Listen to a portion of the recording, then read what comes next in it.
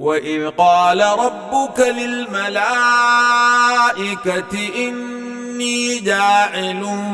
في الأرض خليفة قالوا أتجعل فيها من يفسد فيها ويسفك الدماء ونحن نسبح بحمدك ونقدس لك قال إني أعلم ما لا تعلمون وعلم آدم الأسماء كلها ثم عرضهم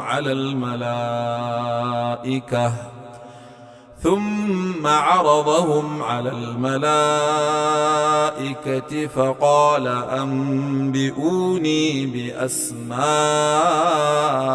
هؤلاء إن كنتم صادقين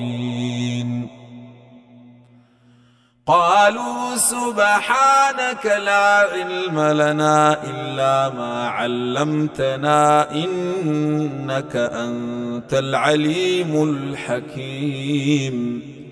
قال يا آدم أنبئهم بأسمائهم فلما أنبأهم بأسمائهم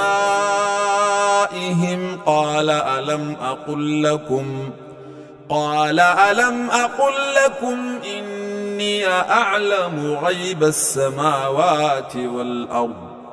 وأعلم ما تبدون وما كنتم تكتمون وإذ قلنا للملائكة اسجدوا لآدم فسجدوا إلا إبليس أبى واستكبر وكان من الكافرين وقلنا يا آدم اسكن أنت وزوجك الجنة وكلا منها رغدا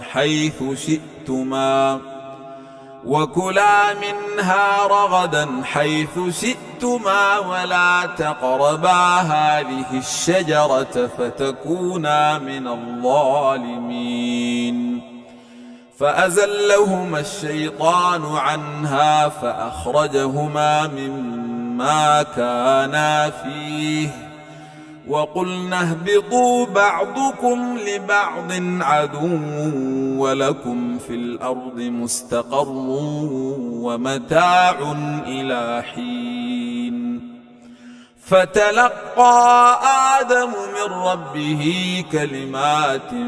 فتاب عليه إنه هو التواب الرحيم